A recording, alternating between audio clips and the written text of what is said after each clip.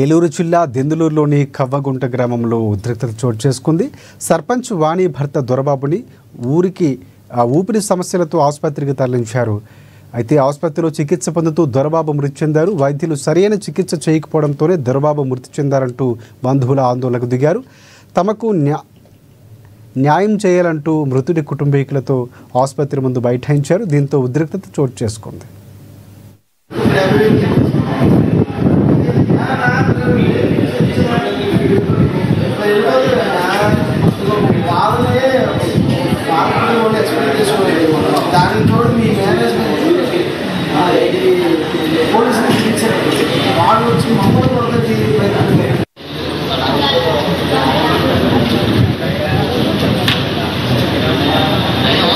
మా మధ్యగా night 10 o'clock ఇక్కడ తీసుకొచ్చామండి.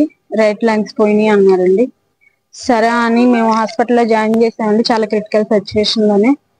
కానీ మేము ఇక్కడ మా మధ్యగా జాయిన్ చేసిన తర్వాత అసలు ఒకసారి కూడా మేము చూడలేదండి. ఇక్కడ ఎవరు మాకు సెక్యూరిటీ ఏ విధంగానూ సహకరించలేదండి. చనిపోయిన విషయం కూడా మాకు చెప్పలేదు. మేము దెబ్బలాడి ఐసీలోకి వెళ్ళి మేము తెలుసుకుంటే తప్ప డాక్టర్లు ఎవరు స్పందించలేదండి. ప్రతి విషయానికి మమ్మల్ని డిస్టర్బెన్స్ గానే చేశారండి. మాకు అమౌంట్ విషయంలో కూడా అన్ని రాంగ్సే రాశారండి, ఏది కరెక్ట్ గా మెన్షన్ చేయలేదు. ఆ చనిపోయిన విషయం మేము తెలుసుకొని మేము వాళ్ళని అడిగితే తప్ప ఇప్పుడు 7 o'clock కూడా కరెక్ట్ గా మాకు అనేది మెన్షన్ చేయలేదండి.